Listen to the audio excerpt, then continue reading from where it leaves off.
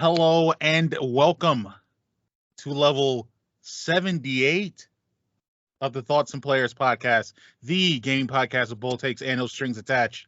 I am Jeremy, here with my two compadres. Of course, I have David. What up? And I have Corey. Hi, fellas. Just want to thank you both. We're recording a day early on Tuesday. You know, I asked you guys, like, hey, can we record on Tuesday? And you guys were nice enough to say yes. Jeremy was even like, I'll see you next Tuesday. So that was very nice of him. Okay. It's another attempt at humor of which David and I have to clean up. There's a lot of cleaning up that happens at the onset of these podcast episodes. But those Tuesdays get pretty messy, you know? Yeah. No. It was okay. Jeremy gets it. You get it, right, David? Yeah, that's why I said you gotta clean them up. I don't know. Okay. All right. Well, first off, gentlemen, how are you doing this fine Tuesday evening? Yeah, doing good. Doing better than earlier. Work was like 100 degrees. Yeah, it's been incredibly hot. We're gonna have a cool off happening here. That's showing shades of fall. Not looking forward to winter, but that usually comes after fall. Mm-hmm. Very abbreviated fall here in the Midwest, and then a very long winter. That's good. Ladies and gentlemen, chickens, ducks, and hens, we welcome into this level of the pod. We have a lot of new subscribers on YouTube. Yes. So Very nice. We've had a couple of episodes that were, I guess, like pre-recorded that we're getting out there. So it may have seemed like we're ignoring people, but we're not. We're very grateful for the influx of hopefully new listeners and viewers of the podcast. A lot of good dialogue and discussion going on over there about a particular game that I have played. We'll get into that in a little bit. But yeah, we welcome you in there. Listeners, OGs, we're glad to have you back with us, right? Another edition of the pod. So yeah, with the intro and niceties out the way, I say, let's get into it. Let's talk about what we've been playing. Now, even though we do this podcast weekly, I think we've had a little bit of a break on the recording side here. So it's been a little bit of a while since we've been able to talk. So I am eager to hear what everyone has been playing in the interim while we've kind of like had a little bit of a not so much of a break, but a little bit of a pause, I guess. So who wants to talk about what they've been playing? I can go first. I actually been playing some games, surprisingly enough. Well, let's hear it. Let's hear it. So the first game that I played, I don't know if I mentioned it on the last episode, is Madden, right? I think I did mention that because I mentioned that we have a Madden review up on YouTube. So yeah, I played Madden, and like I said, it's Madden. It's Madden. Mm-hmm. It is what it is. So not much really to offer there, but So Jeremy, I listened to the review. It was an excellent review, by the way. If you haven't listened to it, go to YouTube just to hear his commentary on it. I just need to know, is it because it's the same old thing, or is it because it's just not a very good video game anymore? Like, we've had Madden now for 30 years, and like the last, I would say, decade, it's felt like things have been very stagnant. But before that, it was looked at least as like a very competent football game. So is it still competent, but just kind of wearing itself out and a little bit boring for people that have played it every year? Or is it really like this game isn't that great? It's both, really, actually. One of the things I kind of posited or questioned in that video that I think most people were like, we don't believe that, but I actually think it's time to maybe ask, like, maybe EA Tiburon and the team that makes Madden just aren't very talented. Right. That seems like a mean thing to say, but that could just be it, because it would seem like you can't be this derpy for this long. There's has to be something getting in the way besides greed and deprioritization of making things like better or fundamentally. Like, you have to do something like that. And I think later iterations of the game have improved on previous ones. Like I've mentioned before, like Madden 19, like I believe Madden 23 is better than Madden 19, but we're talking about a really bad game and a really, really bad game, right? Like, so that's kind of like the difference. But I also think it's It could be the boredom because also all the features, a lot of the features that they're bringing back, which means we've experienced these new features before, and we've experienced them in a version of themselves that was more competent and exciting and interesting. So I think that's also kind of what's hindering all that stuff.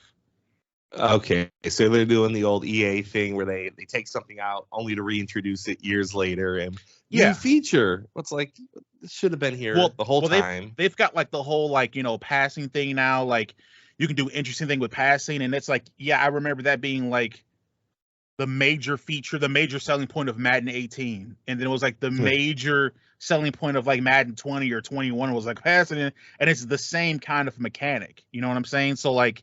Right. You're introducing old things again. They brought back the training camp mini games because everyone like played the old ones, wanted them to bring them back, and they're like, this will make it more immersive. And then they brought them back, and the people that asked for them was like, they didn't really do them that right. They didn't really. It's like, well, what did you expect? This is where we get to the whole core of like, I believe them to just not be very talented. But then also, what did you think? They brought back a 15-year-old feature.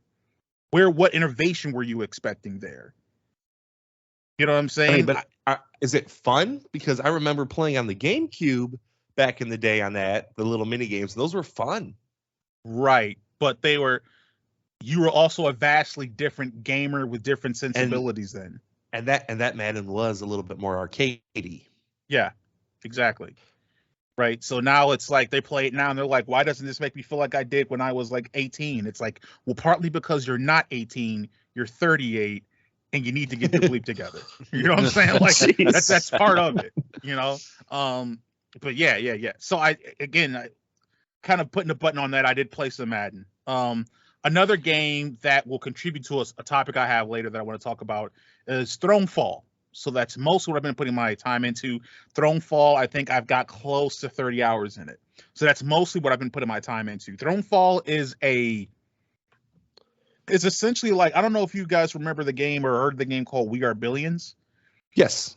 So it's like kind of like a tower defense, right? So it's like, but there's also more kind of like city builder, RTS elements to it. So you're basically a king and you have to build up your kingdom village and you have to defend it from evil hordes that come at the night. You build your village up, your defenses and all that stuff during the day, and you defend the hordes at night. And so you have to strike this balance of building defense versus building economy buildings. And then, you have a particular loadout for your king. So you have certain buffs, certain debuffs you can add for more of a challenge. And then like certain strategic or like almost like they're almost kind of like, if you think of like Civilization has like, certain bonuses or like ideas or something. So Egypt gets this particular kind of building instead of a regular, maybe like for instance, like a regular barracks, and maybe gets a special barracks or something like that. There's like different other key buffs you can add to your kingdom or how you build up your kingdom. So it's trying to figure out that loadout and then striking the balance between defense and economy, and you have to strike a good balance so that you have enough economy for you to continue build defenses, but enough defenses to help defend your kingdom and all your economy buildings and stuff like that. So that's been really great because a single run of this game, which is kind of like the roguelike element to it, is about 15-20 minutes. Nice. So I like that because, again, I'm someone where it's like, I want something that values my time, and this game values your time based upon how it builds that mechanic in. Now, I put 30 hours into it. Is that the length of Final Fantasy 16, which I haven't beat yet? Yeah, close to it, right? But because it respects my time, I feel like I just have a bit more control over where I want to invest it. So I'm willing to invest more time into it. So that's the other game I've really been basically mostly been those two. So a little bit of Madden just to help with that review and assessment, but most of it's been going into Thronefall. And Thronefall's going to have a review because it's a game I want to talk about. I think it's interesting. I think if you're getting back into this whole, I don't know if it's a golden age, but I would say is a renaissance of real-time strategy games to some extent. I think this is a game that could maybe appeal to a lot of people because it's easy to learn, hard to master, and it's like Vampire Survivors. You feel like you can jump in and jump out. You know what I'm saying? And get your good feeling. Yeah. And Nice. the art style's pretty cool too. So that Interesting. is what I have been playing. David, what about you? What have you been playing? I played more Grizz and I got stuck and I don't want to look it up. That's So nice. it's on pause for a minute just so I can cool down. Yeah. It's like some area it's like with light and like you freeze and create like a frozen body double thing. Cool down. So is it, has it put you in a state of rage somewhat? Is that where the cooldown is coming from? Well, not in a rage, but in a I'm confused and I need to like take a minute and reevaluate it later and see if I come up with something different. Okay. Because the ledges are just too tall for you to jump, and usually there's other things to climb up to jump over, and there's not this time. You're missing something. You want to take a break. Piece of puzzle I'm missing. Yeah, yes, let the brain figure out on its own and then come back and knock it out. I got you. But playing a lot of TFT and Apex and BeatStar. That's about it. I very much like how man. every once in a while, BeatStar gets in rotation. I really like that. Yeah, I like it. It's good. So it's a fringe fourth, fifth friend kind of. Yeah. What about you, Corey? Gentlemen, I'm dying over here, okay? Like I said, I made the promises. I won't buy a game until I beat these 3 games that I'm playing right now. And like Armored Core came out, Baldur's Gate is a stone's throw away, Starfield, a stone's throw away. I want to play these games so bad. So I've actually been grinding a little bit, and I beat a game. Do you want to guess what game I beat? Jeremy, I think you have a great idea what it is, and David, you might have picked up on the clues. But go ahead, David. I was playing Diablo, Breath of the Wild. Not Breath of the Wild, Tears of the Kingdom. I keep doing that. And Final Fantasy 16. See, I want to say it was Tears of the Kingdom, but it might be Diablo. Okay. And Jeremy, the answer is? It's Tears of the Kingdom. It was Tears of the Kingdom. And it was Diablo. It was both? And it was Diablo. Both. All right. I was on that. Yes. So I want to do a specific order. And I have immediately from those 2 games jumped back into Final Fantasy 16, maybe through another 10 hours onto that. I'm about 60% of the way done, I think, based on the PlayStation home screen. They tell you how much percentage you are. So that's cool. Man, some epic battles in that. Really liking that. But to move on to Tears of the Kingdom, man, that game is a masterpiece. I've talked about it heavily on a few of these episodes before. Everything still stands about that game. Had such a wonderful time with it. There's not a wrong way to play that game, but if there was, I went as close as I could to play it wrongly, and I'll explain why. And I'll still tell you, I think it's a masterpiece, 10 out of 10. It takes Breath of the Wild spot on my all-time favorite games list, somewhere in the top 50. So Breath of the Wild's just gone. Tears of the Kingdom is there, but I did stuff slightly wrong. Now, I told you I didn't do anything for the first like 30, 40 hours, blah, blah, blah.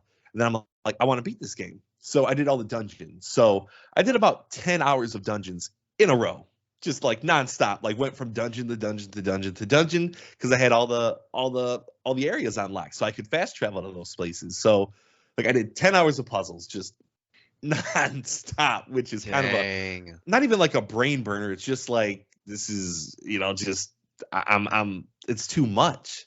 And then, I went with a little bit of a walkthrough towards the end because I wanted to make sure I wasn't missing anything. And it's like, hey, you should go get all the memories. And the memories are done with these like big picturesque type paintings on the ground and on the mountains. And it takes up a huge amount. And it's like, it shows Ganondorf or it shows Azora. And you've got to find like a tier in it to unlock this memory. And for some reason, when that mission first popped up at the very beginning, I never did it. And I've seen these things all around, but I just never collected any of them. So I'm like, man, now I got to collect 12 tiers. So I was traveling all around and I did like a 3-hour mission to do that. And then it was like, I got the Master Sword, which was, man, that was an awesome way to get the Master Sword, by the way. I don't want to spoil anything of the game, so I can't say anything, but it was an awesome way to get the Master Sword.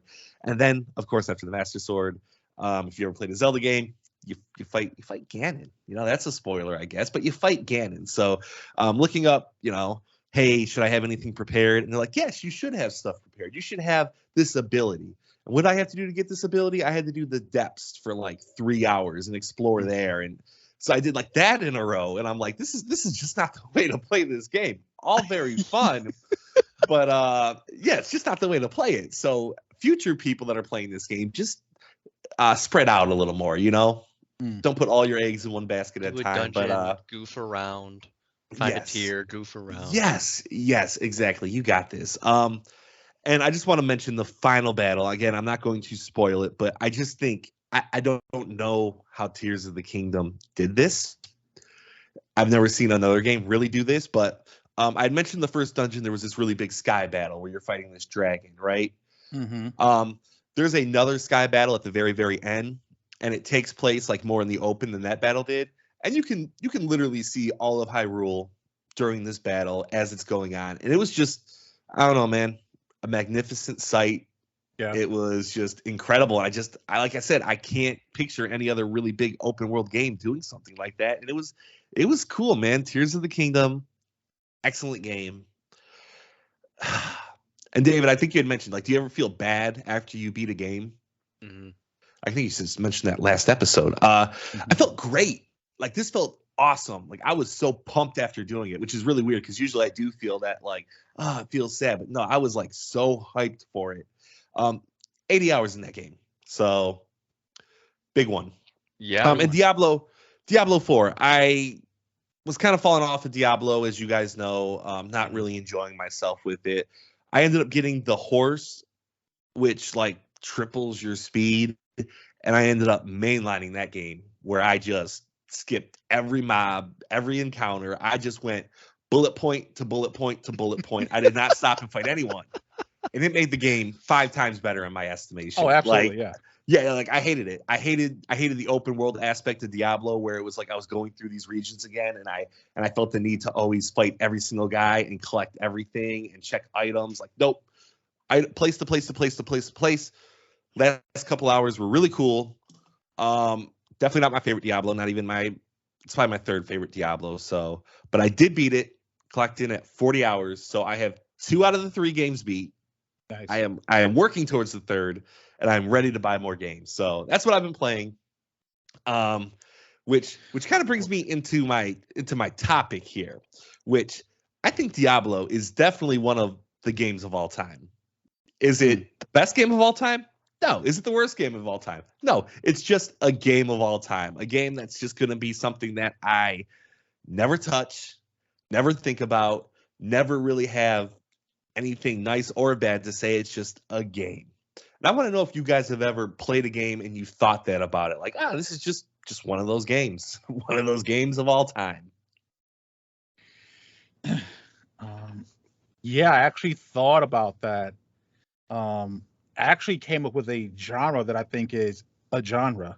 I have a genre too. I hope it matches. Interesting. Yeah, go ahead. Well, I'll say the genre and then the games that comprise that genre. Okay. So that genre, I'm just going to call it, there's subgenres. I'm just going to call the subgenre of Max Payne knockoffs. Oh, that wasn't my genre, but that's okay. It's close, and that's a great pick. The 3 games that I'm thinking of, and they range from older to newer. Dead to Rights. It's a game. Just a game. Just a game. Now, if you recall, that was actually I can't remember if it was a pretty big launch title for the original Xbox. I do remember there being hubbub about it though. But Dead to Rights, it's a game. The game with the dog? It had the dog. Game with the dog, yeah, it has a dog with it, yeah. Following that up, Stranglehold. I don't know if you guys remember that. Do not. No. Sounds like a game. Stranglehold was a Max Payne knockoff, but instead it starred it was the video game follow-up to a movie called Hard Boiled, which is like a very it's a cult classic, like shoot 'em up. It stars Chow Yun-fat as a detective. It's directed by John Woo, right? People think about John Woo action. This is like the movie they kind of set that up. So it's a sequel to that movie, and it starred Chow Yun-fat, and it was directed by John Woo. It was a game. I beat it. I played it. It was a game. And then to follow that up, 360, You guys ever heard of a game called Wet? No. So it's a female protagonist. She's on the cover. She has a blade and she does double Berettas, right? Yeah. It's a game. Yeah. It's a game. I owned it. It was a game. It was a game. That's it. These are games. I don't think anyone ever thinks about these games except for maybe Stranglehold because it was somewhat interesting. But they're games, and that's in the whole Max Payne knockoff genre. You don't see them no more. Cause I wonder why. It was a genre. Huh. And that's pretty much that's what I got for mine. Good picks. I have a couple games. I just remembered some of them because no one thinks about them like you guys are saying. One of them was for an instant there I became an achievement hunter, right? And I was looking for easier games, and King Kong was one of them. It was based off the movie with like Jack Black, I think, and whatever. It was older. It was back when I was living with my mom's. Like 360 launch title. Yeah. Okay. So it was a game. I actually never beat it. It wasn't terrible. It wasn't great. It was a game. Another one was I based my internet name off of this game. It was Felony 1179. It was a PlayStation game, and the very first thing is you break into this place, steal a really expensive statue, and then you're just trying to get away from the cops or whatever. I actually couldn't even beat the first level because I was young and it was just hard, I guess. But yeah, I've mentioned that game over, the 20 years. No one's ever heard of it. Yeah, I've never heard of it. But everyone's like, where's that 1179 come from your name? And they still they got more confused after I told them the answer. Yeah. What? Yeah. I can understand it. Yeah, I can understand. And then the other one was during the achievement hunting time was the Avatar Last Airbender game. You could literally get all the achievements within the first 15 seconds of the game, which I did. What? Yeah, because all you have to do is it's 5 achievements. Get a 10, a 20, a 30, a 40, and a 50 combo. And you can get a 50 combo right off the start of the game. I played a few more levels, and I was just like, yeah, this is an Avatar game. But that's what I got. All right, gentlemen. I mentioned Diablo 4, but I do have more games than that. I had a genre, and these genres aren't exactly the same, but like beat 'em ups, I feel like a lot of times can be just a game / games like Hunter the Reckoning. You remember Hunter the Reckoning, Jeremy, right? Mm-hmm. Like, what is that? That's not quite a beat 'em up, but that's like a right. It is sort of close. It's close like to it. It's like a Left 4 Dead. Yeah. So that genre of just kind of like enemy spam, kind of like co-op games, So yeah, Hunter the Reckoning is definitely one where it's just like that was a game, 4-player co-op. I think it was fine, decent setting. Another one that I just thought of. We talk about the Mushu games a little bit. You guys speak highly of a few of them. Do you guys remember this one, 99 Nights? I do. No.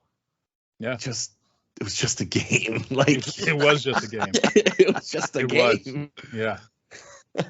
I want to go a little bit more. Oh man, that was I might be thinking of something else. I was thinking that was maybe done by the same people that did Kingdom or Kings of Crusade, whatever that game that I like. But I think it might be a different developer. Yeah. Okay. Another oldie but goodie, and you guys probably have not heard of this one. Fighting Force. Wait, have you? Was that a cop game? Like you were like the brigade or something? It was on PlayStation. I think. Yeah. Was there a big dude? It was a big dude, a red-haired chick. Yeah, I do know that game. It was just a beat 'em up. Yeah, I totally forgot that game existed. it's just a game. Yeah, it's just a game. Yeah. It's like fine to play through, but it's nothing like super special. Like I have fond memories of it, but it's not going to be written in the annals of history books. I did it right, Jeremy. You did it right. That's correct. Yeah. And then 2 newer ones I want to give a shout out to, just because who's going to play those games? If you want to try out these just the games, I think Jeremy will agree with me. Maybe The Medium. It's a game. Yeah, it's a game. It's a game. I don't know. Yeah. It was fine. At least Corey talked a lot of smack about it. Well, he hated it. But Yeah. I do think that you would offer that you just didn't like. It wasn't for me. Yeah, you just didn't like. I can see that it's probably like a very average game in general. But like Right. I just Got didn't like Okay. it. Right. Like I can distinguish that. And then another one that I would say I actually liked this a little more than I didn't like it, but it was just a game. The Mad Max game. You guys play that? Yep. No. Open world, super repetitive combat, decent car combat, kind of a boring deserty world. Mhm. Had storms though, it was fine. It was fine. Right. I don't know what to say, man. It's just a game. Yeah. Right. It's just a game. It's just a game. Yeah, I'm trying to think of. Well, that your Fighting Force one rung a bell for me of one that I think is just a game, but I remember at the time a lot of people were like, "This is so great." Do you guys remember? I think it was PlayStation 2. Do you remember the game called The Getaway? Do you remember No. this? Vaguely. It's basically like English crime, like underworld type of game, Right. and it's just a game. But I remember at the time people were so enthralled with it, like, yeah, you're underworld, British guy in London, and he has the accent and all that. I'm like, okay, yeah, And then another one I thought of before you said Fighting Force was Brute Force, which yeah, good one. 4-player co-op. four-player co-op, and then the big one I thought of after you said that, of course, was Evolve. That one. Oh yeah. That's just a game. It was just a game. Yeah, there's so many games that There's are so just many. games. There's so many. Yeah. Like I feel like this game to me, I've never even played this game, but I know it's just a game. The original Rage. What? You know what's It's a crazy? game. The original Rage is Is that better? It's kind of a cult classic. That's the one with the animals, right? The one with the lizard animals. and the wolf. Oh, I don't know. No, I can't recall. What am I that's all I need. It's a like dystopian. It was a Mars. first-person shooter.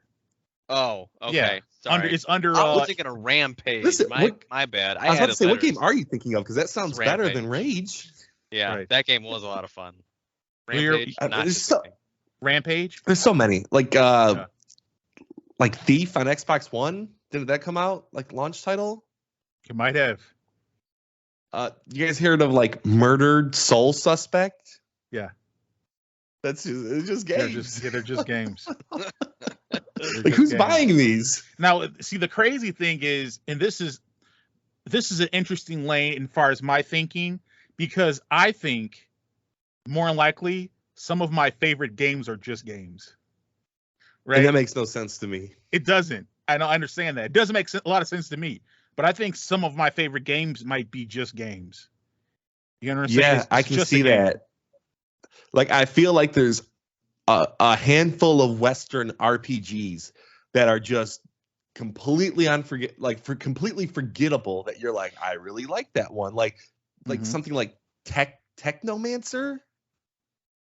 Nah. It's a Western RPG. I just Right. something like that. Like Right. I remember when Kingdoms of Alamur came out. That's okay. So that's a perfect example. That's just a game. Right. It really is just a game. But I dig it. Yeah, I know it is. Yeah. You were all hyped about it. Yeah. Oh yeah. I'm hyped for this just a game. Total Oh, yeah. Annihilation Kingdom. Like that's the only really RTS I played. No one's ever really heard of it. Well, now I we're enjoyed getting, it. now- Sure. Now we're getting a little disrespectful here. Okay, Total Annihilation is a. I mean, I loved it, but no one ever heard of it. Well, that's because people are kind of dumb. That's on right? them.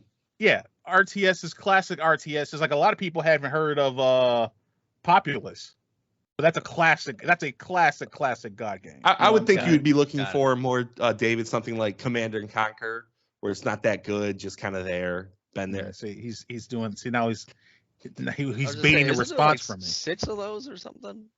Yeah, Yeah. just Be a games. little more than just a game at that point. whole empire. You know what I'm saying? Yeah, I do think. Well, I find it interesting that Diablo 4 is just a game for you. For Because me, by for sure, all I think accounts, it's a pretty good game. Not great, Yes, but pretty well, good.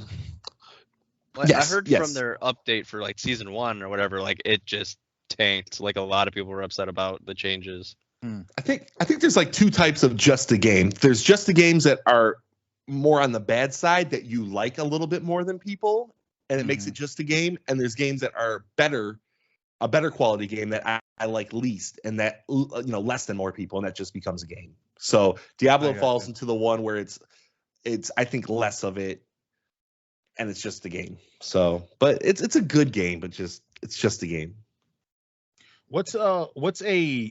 I meant you said if you guys have, for you, what's one or two, by all accounts, great games that are just a game for you? Ooh, I got one that I've tried to like a few times. The Horizon games. Okay. They're just games, man. Like, but like that's too good of a game to put into just the game category. Like it's Right. upper echelon, but like for Right. me, like I bought both. I bought the second one on launch day, and it's just I can't get more than like 5 hours into them. They're just open world games that look really pretty. The combat's I don't know, everything's like above average, but nothing hits me like it should. Right. Definitely Diablo 2. Like Okay. my roommate at the time was so like, hey, get this game, play with me. And eventually I got it. I played probably 10 hours worth. I'm like, I don't want to do this anymore. And that's why I didn't play 3 or 4, and I have no interest. It's another game. Opinions can be wrong. All right, Jeremy, what about yours? Yeah, you have a lot of those. Oh, really? Okay. Well, It's nice comeback. It's nice comeback. Great comeback.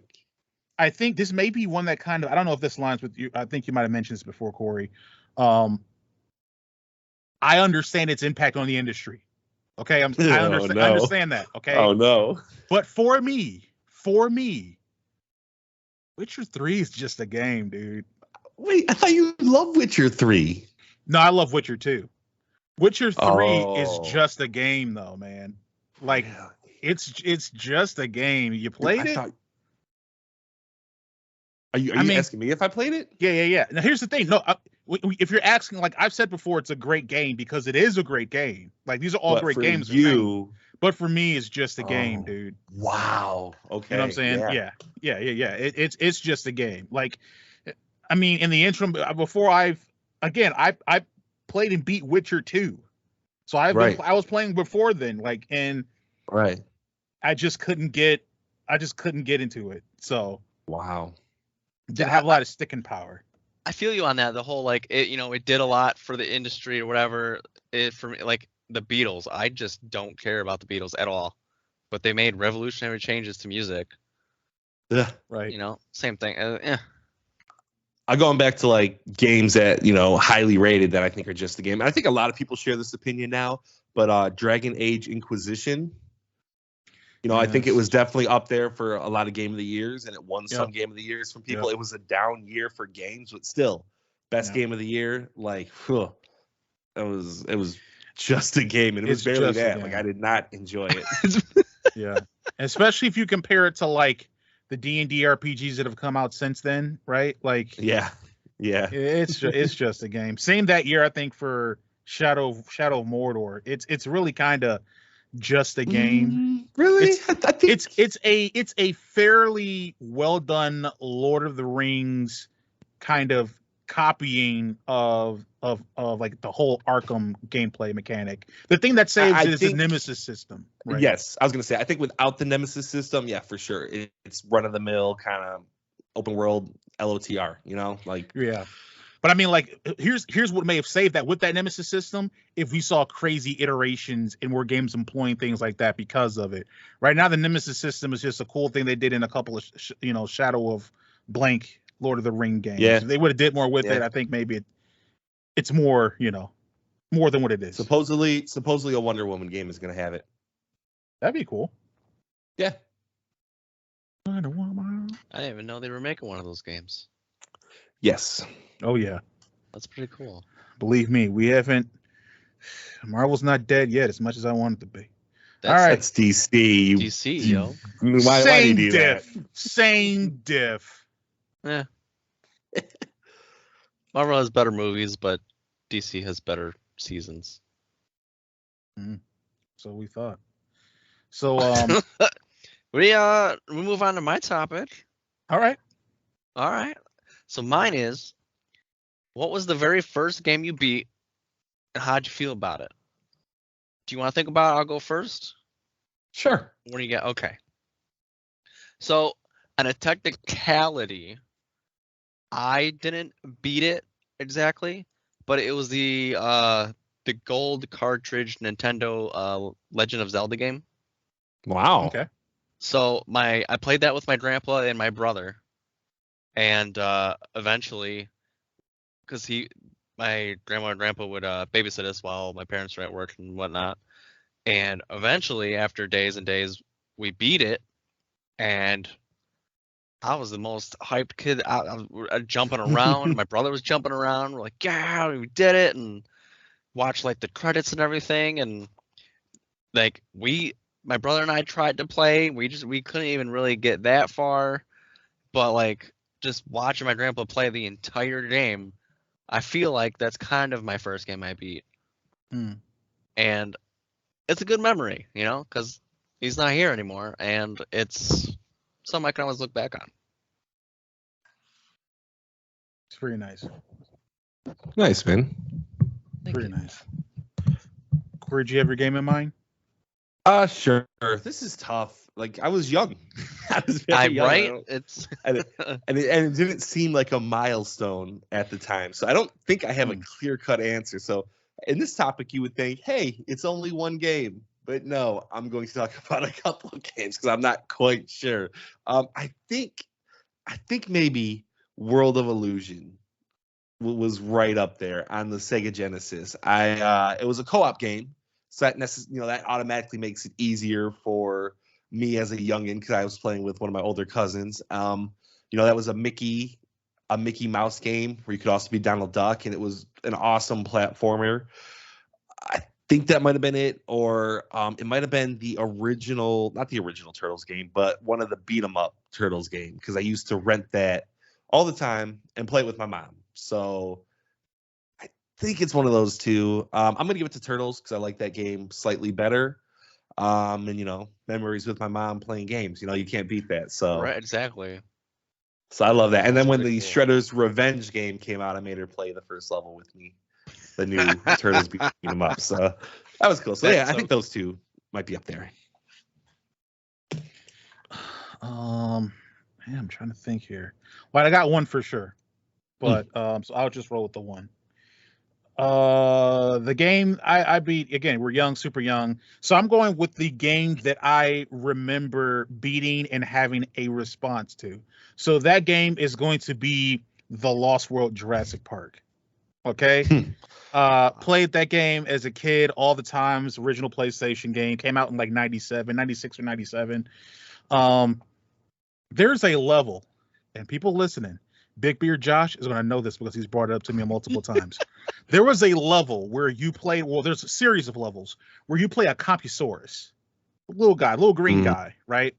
And in one instance, you have to you have to navigate a stampede of brontosauruses. All right. And they're like, you have to avoid their feet as they're stomping. You have to time up when you get, ducked down into a puddle versus whatever else. And for lack of a better term, this level was whooping my 9-year-old ass. All right. For lack of a better word. And I was so distraught. And I remember I would go to my mom and I was like, Mom, this game's unfair. It's not letting me win. And she watched me play. She said, you're almost there. You're almost going to get it. Just keep going. Right. And she encouraged me.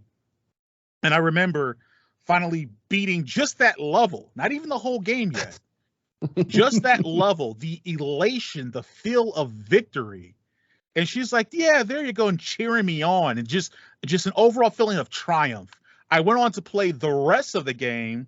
And that was what I was trying to do because in the rest of the game, you get to actually murder people as dinosaurs. I hadn't got to that part yet.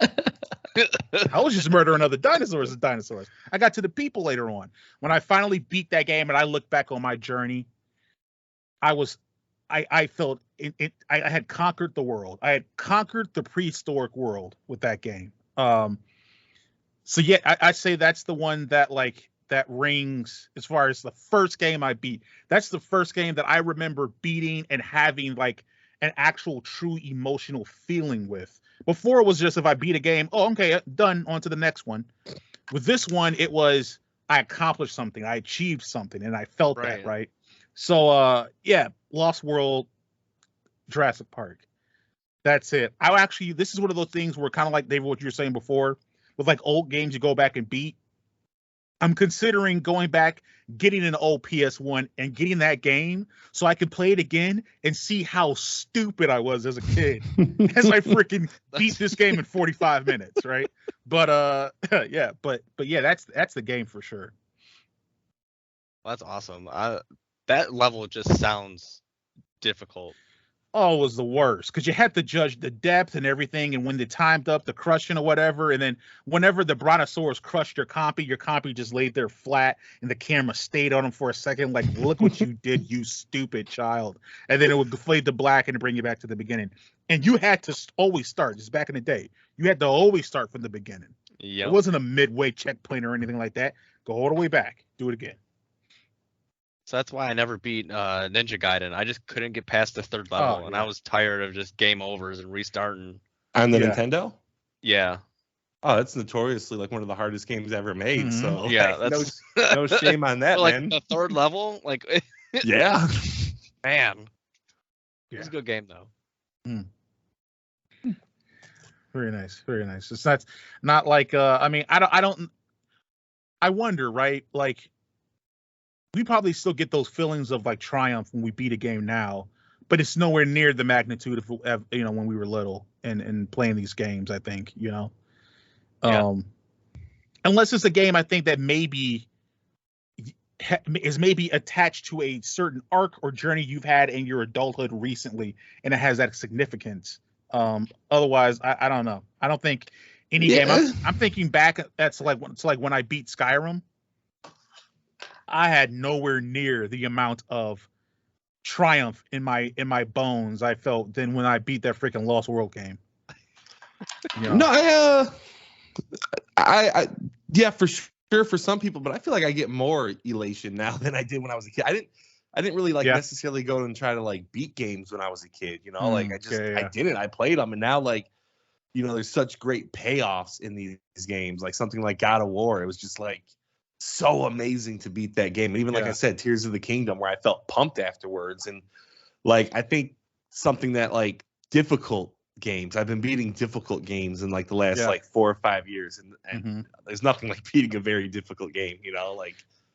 Does the additional obstacle, I'm curious for both of you, when you beat games now, does the additional obstacle of time weigh into that?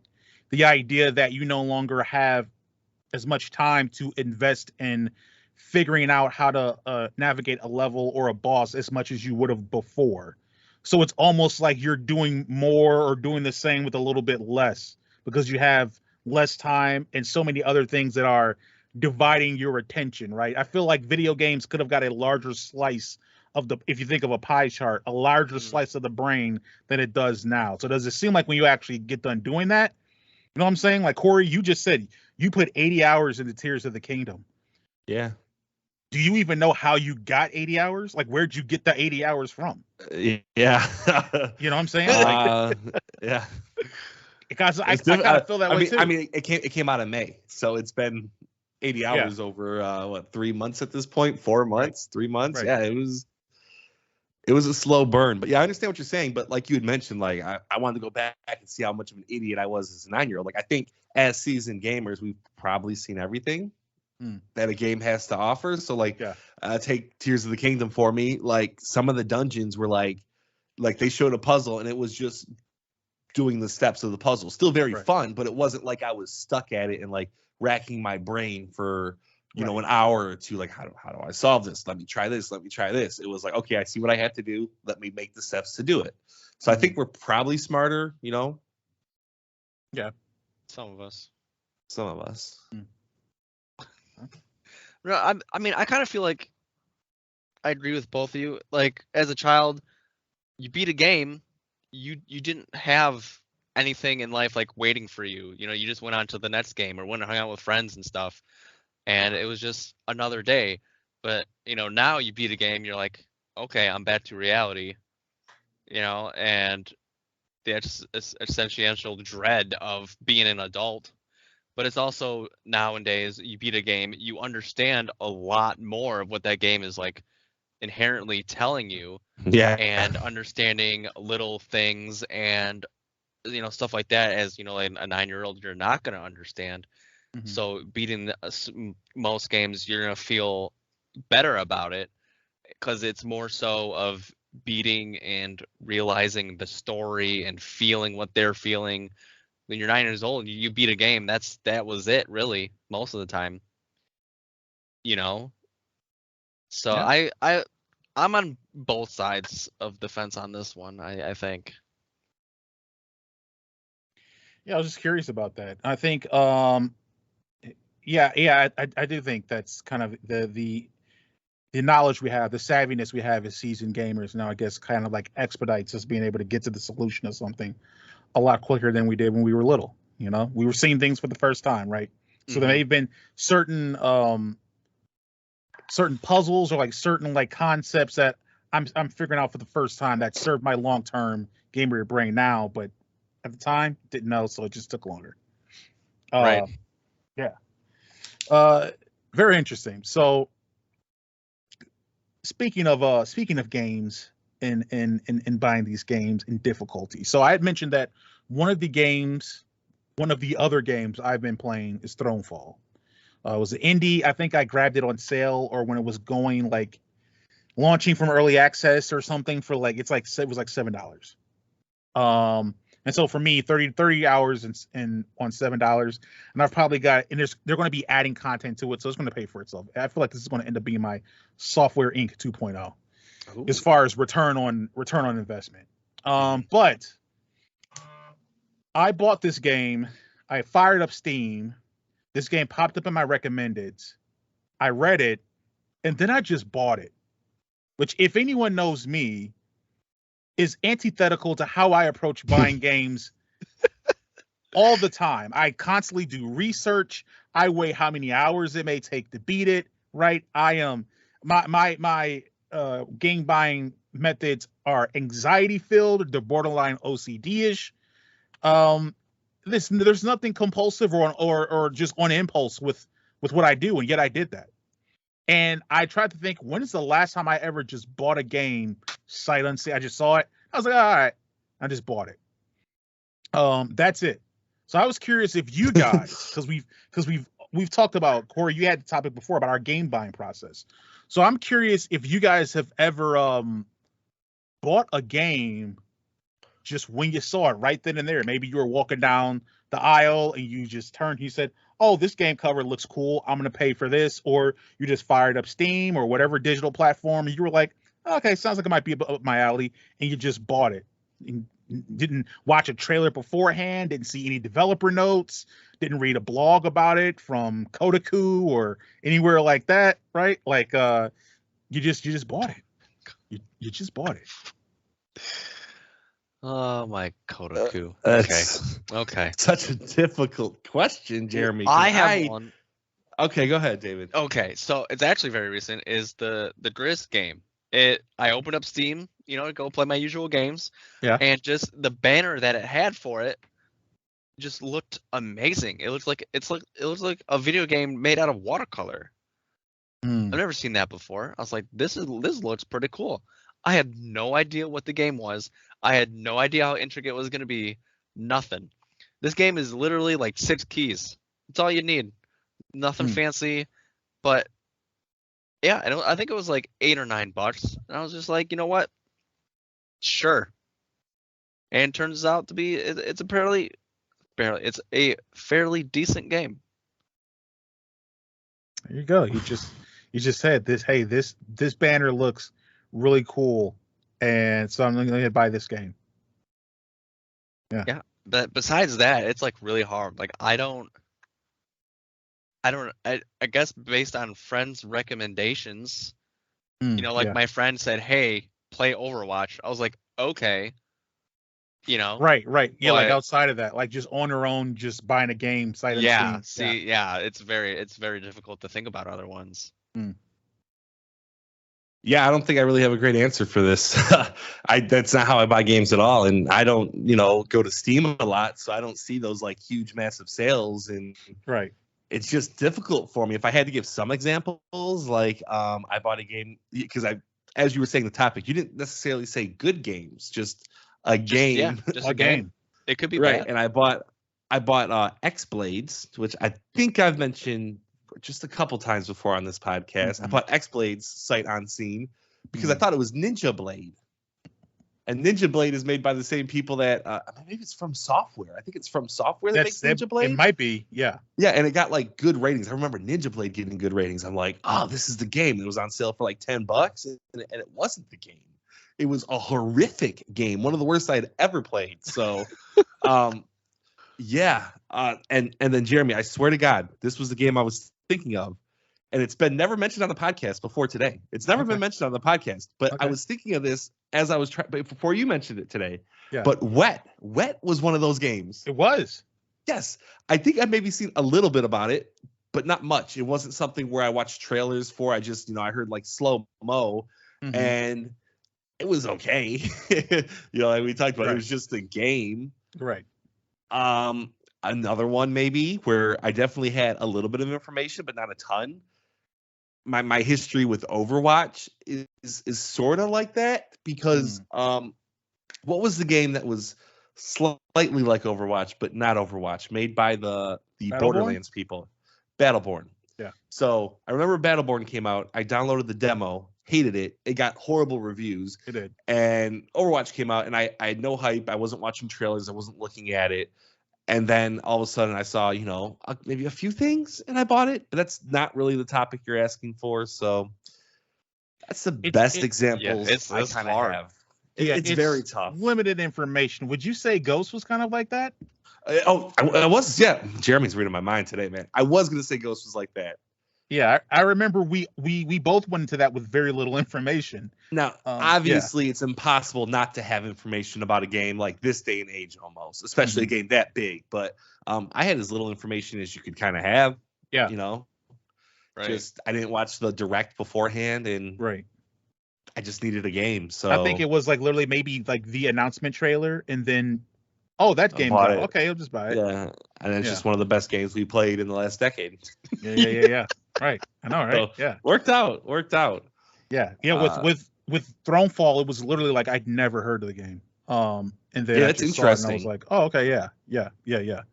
It's very interesting. I don't know, like I said, an example. Like David had a great pick. And I'm racking my brain for maybe an indie that I thought of like that, but tough. Yeah. Even like some indies like Software Inc., for instance, right? Right. Before I bought that, I had watched other like simulation or strategy game YouTubers play that game. So I watched someone do like a whole Let's Play series on it, and I was like, oh, this looks interesting. I'll go ahead and buy it and like get it from there, right? So there's been very, very few instances where I've bought something with just very, very little information. The most recent game I would say maybe that I had like limited information, but a bit more than something like Thronefall would probably be Tiny Tina's Wonderland.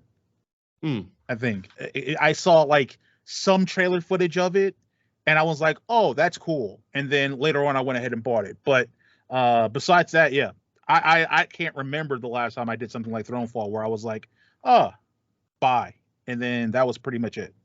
I think I do have one, and the reason why, and this has been great for this, is Game Pass. I'm sure there's been a few games that I can't think of, but definitely Game Pass where I'm like, I'll download this. Never heard of it really. I haven't seen anything for it, but one that sticks out now that I've mentioned multiple times, Forager. And okay. Yeah. I had just the slightest idea of what it was. Never watched the trailer, never read a review for it, but just the slightest idea. Ended up loving that game. So that was definitely one where it was amazing. You know what? I heard F on the top of the tongue, and I thought he's going to say Falconeer. He's going to say he's going to say Falconeer. Falconeer's going to finally get the respect it deserves. No. this might be one because I don't remember what I heard or saw or anything first, but like when the people left Infinity Ward and created Respawn, they're like, hey, we're creating this game. And I was like, well, I love Modern Warfare 2. Sure. And then I think I saw a trailer and it was Titanfall. And hours and hours into that game. Yeah. But I can't remember if I saw the trailer before buying it. Yeah, so, I mean, it can sometimes be like that where it's like you said, like you followed a certain team of people and you're like, oh, I this team creates stuff that I love, so I'm just going to follow them and do like buy what they buy or buy what they make. I remember feeling that way with Medal of Honor when the team that was working on Medal of Honor left and then did Call of Duty. I was like, oh, I'm going to buy what they're making because they're saying all the things that I want from a World War II shooter. These are the people that have made the one that I've loved for so long, so I'm just going to go ahead and get whatever they're doing. So that can happen. Yeah. Another example I have is, did you guys ever get video games as presents for anything? I was gonna ask that if that counted. So like most of the time, yeah, I think it does because most of the time I would get what I would have specific games I wanted, right? Mm-hmm. And that's what I would get, and because I do research. But I remember one birthday, a friend of mine got me Street Fighter 3 like Alpha or something. I don't think I'd really played any Street Fighter before that game. I wasn't like a Street Fighter 2. That was a little bit before our time. So I remember that kind of being like my first Street Fighter and like really digging it, like having a great time with it. So that kind of started like my Street Fighter, love, I guess. Yeah. Because I think it was my 5th birthday. I got Dr. Mario. Okay. That's a fun game.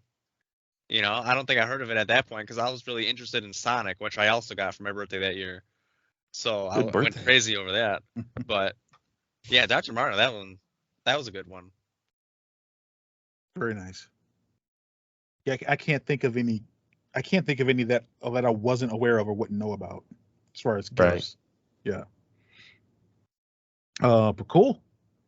Man, that's it for my topic. It sounds like you guys were able to muster up some games though. So we just had apparently, to use our brains a little bit. Yeah. Challenging. I have a headache now. Well, hopefully you get the brain working a little bit longer because we've been talking games, but of course now it's game time. Guys, I have a fun game for you, I think. All right, and you guys aren't the smartest, so I made it easy for you. But if we need to make it more difficult, right off with an insult. If we need to make it more difficult in the future, I definitely can do that. So, but this this first time might be a little bit easier. And this game is Name That Game. Hey, how easy is that? Level edition. So what I'm going to do is I'm going to name levels from games, and you are going to say what game it comes from. This is going to be a nightmare. That's why I said you guys.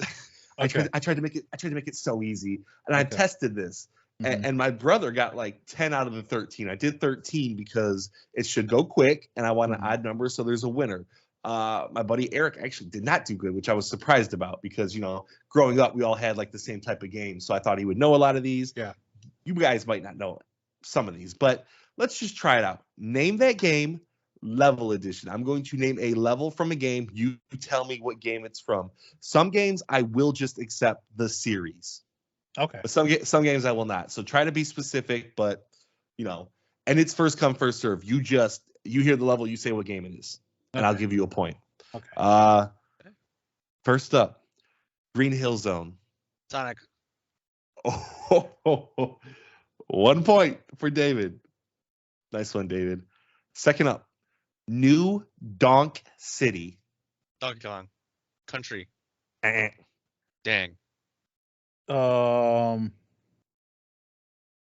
Donkey Kong. No Donkey Kong games here. It's called New Donk City. New Donk City. NBA 2K. It is a Switch exclusive. Comes from a Switch exclusive.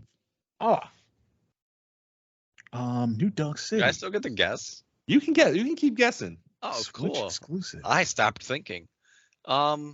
Splatoon. No. Good guess though. Good Switch guess. exclusive. Oh, Switch exclusive. Mario Odyssey. Correct, David. 2-zip.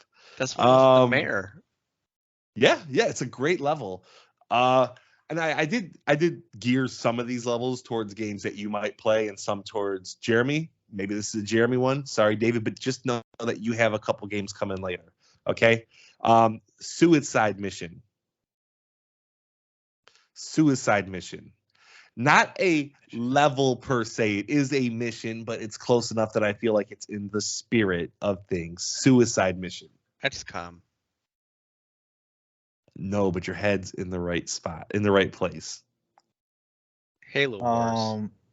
No. Gears Tactics. I will say it's a 360 era. I was just say game. Gears 3. Oh, okay. What? Is Gears It 3 is not also it? 360. no, it's not it. Okay. It's also an RPG. RPG. Suicide Mission. 360. Elder Scrolls.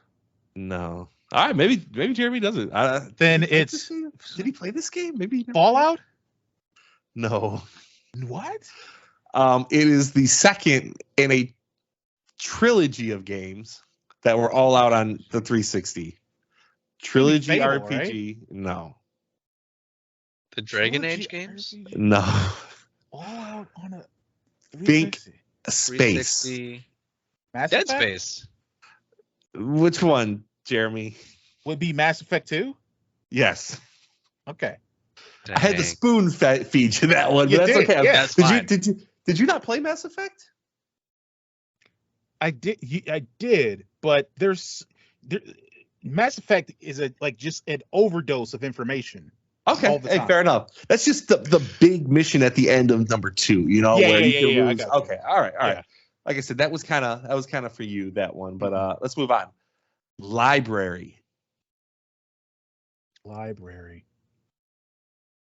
So what's in the library? What happens Level? in the library? The level called Library. We all hate this game. Oh, we all hate this game. I don't enjoy too many games. Well, it can't be Falconeer then if it says we all hate it. Oh, We all really hate this game. Freaking Perfect Dark. No? Goldeneye. GoldenEye. Yeah. I liked that game. Do you like it still? I don't like it now. Okay, we don't like the game. Well, we hate it. Okay.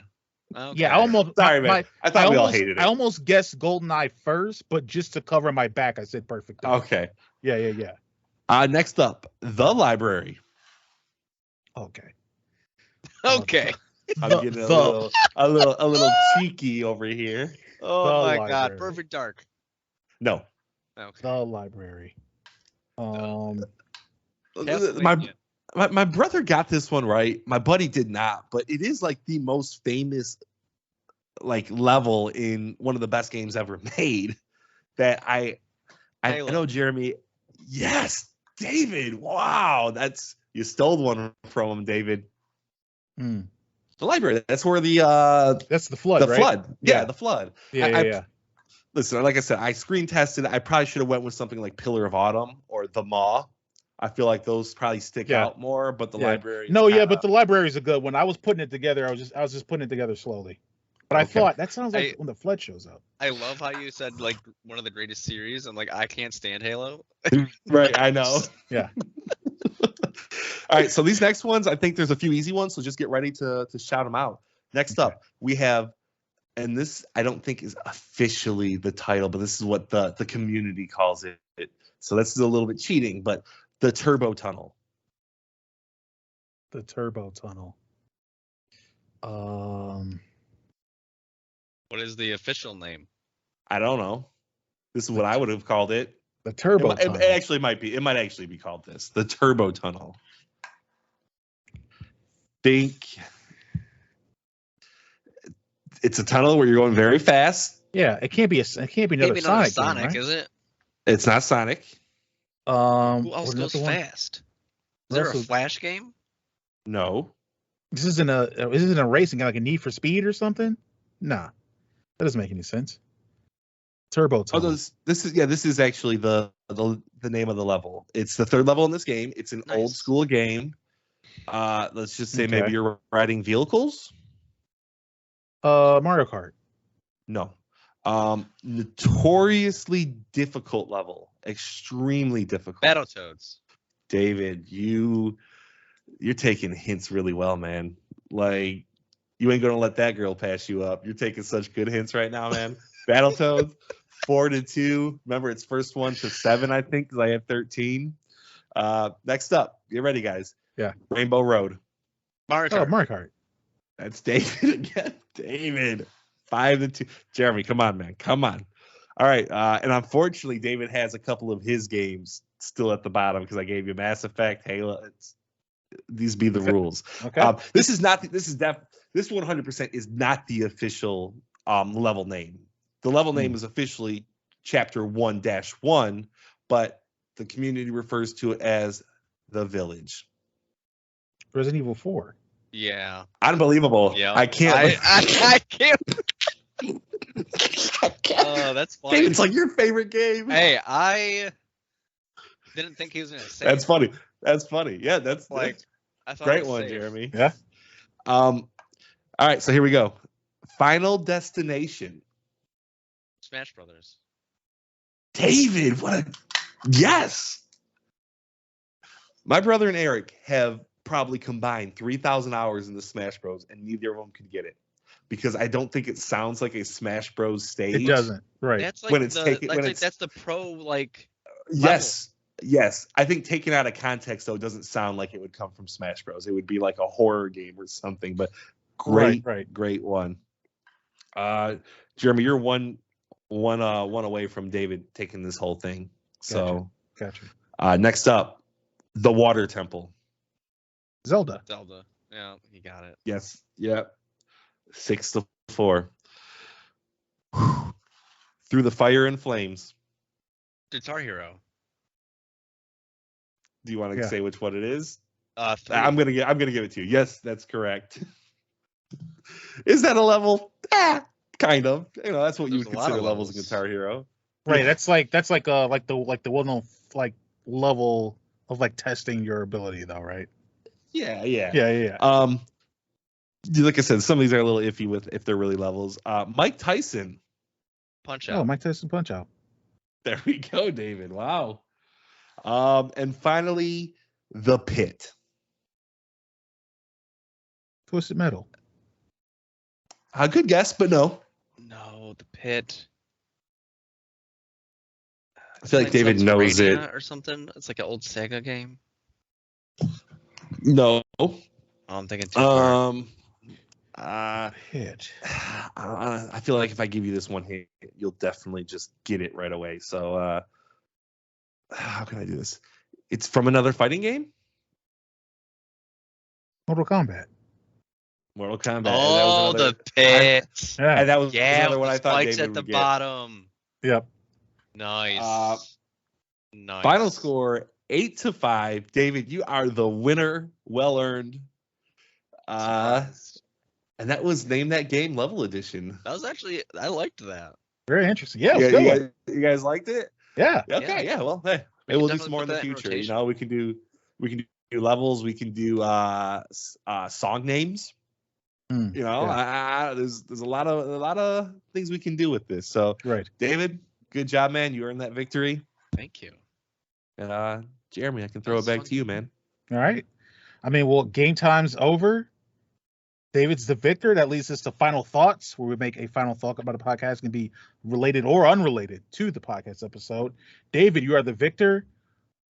You get to give your final thought first.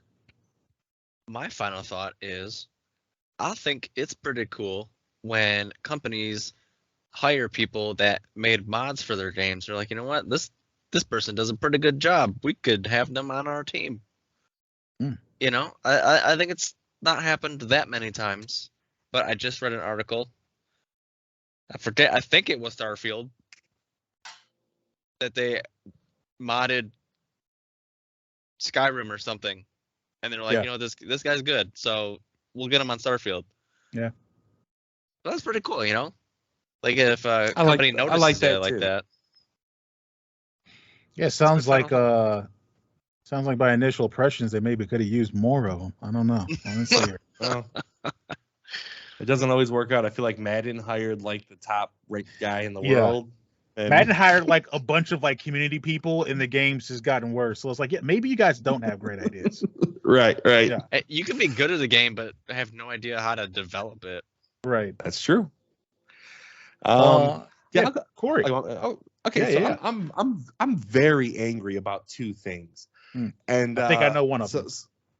So one of them, you definitely don't know the second one. But the first one, man, is like F you, Sony. $20 extra for a year of PlayStation Plus when all you provide is to play online, and the free games that you pick out that are usually trash, that go on sale anyways. Right. Like, no, that's messed up. And I know Jeremy could do a much better rant if he was passionate about this. You know, I'm not going to drop the F word or anything, but like, screw you guys. Like, that is ridiculous. And as the tiers go up, it gets even more expensive.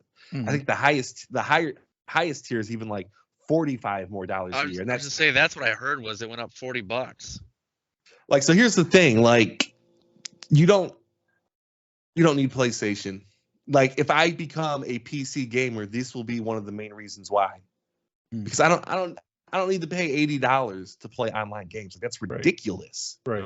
Like, even 60 was too much, but you know, you justify it with like, hey, they're giving us weekly discounts. We get the free games. It's what Xbox does. But like, I know Xbox raised their prices, but not that much. No, right. And you're looking at a perfectly good ecosystem on the PC where it's free. They don't charge you to play online. So F you, Sony. But that's not even the person I'm mad at the most. Is that who you thought I was mad at, Jeremy? I knew that was going to be one of the two things you're mad about. Okay. Yeah. So the person I'm really mad at, really mad at, is Applebee's. Okay. Now I've got what? I've got a little Applebee's story from like 5-6 years ago where I swore off Applebee's. I already don't really think it's quality food, which I think a lot of people would say it's probably just not quality. But I remember going in there with my wife Lindsay, and we went there and we got our stuff, and I can't prove it, but and this is 5 years ago. I'm angry now, but I have to set this backstory up. I got used water. I'm convinced of it because they brought me water, and it was like the cup was overflowing. And why was it overflowing? Because the ice was almost nearly melted. So whose table did they take this full water from and give to me? And like at that point, I'm like, I'm done with Applebee's. I'm done. I hate this place. The food's not even good. Oh my God. And in my head, I know they gave me used water. I know it. So anyways, I 5 years is a long time. Time heals all wounds, mends all wounds, whatever that phrase is. So Applebee's has all you can eat chicken wings. And I'm a big guy, and so many of the all-you-can-eat places aren't around anymore. They're not around. There's no pizza buffets around. I love pizza buffets. Golden Corral, their quality is taking a dip. I just wanted something where I could order a ton of it and eat and just feel good about myself. So, we went with the family. Lewis's first time going to Applebee's, his last time as well, because that was some of the nastiest food I'd ever eaten. I got garlic Parmesan wings. It was the smallest amount of flavoring and sauce that I've ever received. I didn't eat garlic Parmesan wing. Hated it. Got the hot pepper, and I didn't realize that the hot was referring to hot honey. And I don't like honey. so that was gross. Honey. I don't like honey. That was gross. And then I got honey barbecue, which is also honey, but it doesn't taste like honey to me. Right. And the wings were like really hard. Like boneless wings to me are kind of like they're soft on the inside. This was just like crunchy throughout. Horrible experience. I feel like you can't go wrong with wings, but they did. And then the topper, hey, I had a bad restaurant. That was my own fault. I got home and as I was sitting there, I didn't eat a lot of wings. I had maybe like 15, which is a lot, but not for me. I can take that. As I was sitting at home, I felt worse. Time to put my son in bed. I had to run to the toilet because I had to puke my guts out because of these stupid wings. Oh, really? You got food poisoning, you think? I didn't get food poisoning, but I just think it was such a nasty wing. It just sat wrong with me that I had to puke it out. Your body rejected the wings. I'm not going to Applebee's for another 5 years. All right, at least. You got another 5 years. All right. I hate you, Applebee's. Listen, and the same Sony. kind of thing happened to Hooters. Like, as a family, we would go there and watch the UFC fights, and I would go there at random times because their hot wings were so good. But last couple of years, it's probably 6-7 years ago, they just started taking a crap, using less sauce, smaller wings, harder wings. So I haven't been there in ever so long, and now they're all closing down, and I can only wonder why. Yeah, yeah, rightfully You so. know, like, what is going on? Before we get to your final topic, thought, Jeremy, I got to ask you guys a question because this has been kind of like an ongoing thing with my wife and I. Have you guys heard of the restaurant Twin Peaks? Yes. Would you know what Twin Peaks is just by the name alone? Relatively, but not quite. I did not initially, because I thought it referenced the show. Oh, I didn't What know, show? like, because Twin Peaks. Twin Peaks. You guys know what it is. It's like a Hooters, right? It's a Hooters, yeah. Okay, because like we went there one time on my suggestion, and I promised her I didn't know that was that. Like I remember, like, oh, let's go to Twin Peaks, and then I was like looking at the menu. I'm like, girl of the month. What's this about? I mean, they did have good food. Like, it wasn't bad. It wasn't bad, but I can never go back because now I look like the guy that coerced my wife into going to Twin Peaks. Right. Well, maybe you could go back because now you guys understand what the vibe is. So you'd be going strictly for the food if you went back there. The sign does say scenic views, so that should have been a very big. It's all a little subtle. It's all a little subtle. Yeah. Yeah. Actually, my final thought was actually going to be, fu Sony. I really usually don't talk about Sony that much on this podcast because I am fairly apathetic to them as a company. So if you wonder why do you seem so much more, pissed off at Xbox than you do compared to Sony? Well, I actually care more about Xbox. But I mean, Sony is seeking to be the Apple of video gaming without any of the prowess, any of the cash on hand, any of the appeal as far as a brand. And this is, it's just a price hike increase that is incredibly unreasonable in a time where everyone is where we collectively are in a recession light to increase your prices by that much for basically no real benefit. They were the first to go $70 on their first party games. They're doing these crazy things. It's very clear, very obvious that Sony cares more about money than they do their customers.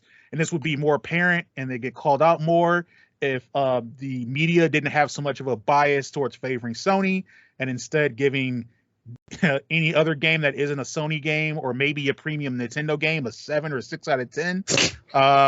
We'd maybe get a bit more voices echoing about how this is a BS they've been doing for the past few years because this started in the PS4 gen. But yeah, that's pretty much it. I don't know. Maybe that's a long commentary project for the YouTubes where you do some research and look it up and say, hey, this is how Sony's been screwing you over. This is how their bias in the media plays out, which is why you don't realize how much they're screwing you over. That's a really long video. That's my final thought though. Which I guess leads us to the end of level 78 of the Thoughts of Players podcast. If you liked what you heard, please subscribe to the podcast. We're on all the podcast services. We're on the Apples and the Googles and the Spotifys, and the iHeartRadios and the TuneIns and the Amazons. We are also on the socials. Facebook at facebook.com/Thoughts and Players. Like it's all one word. We're on Twitter, Thoughts Player 2, Instagram, Thoughts.Player, TikTok at Thoughts Players, where we post videos, stuff like that, short clips. And we are also on YouTube where we post video versions of the podcast, as well as reviews, commentary, different things like that. Also, if you're digging your boys and you want to support, check out our Patreon. We got a $2, $5, $7 tier. They got all cool little quirks. You get first looks at reviews. We have like cool little polls and stuff we're going to put up there. Different, more exclusive content coming there soon. But that is it for me. Is there anything else, fellas, that you would like to say? Peace. Watch Jeremy's Inside Review. It is amazing. Thank you very much. That was a Patreon exclusive. It is now available on YouTube as well as our Madden 24 review if you want to check that out. But that is it for me, and I guess we will catch you on the next level. Bye.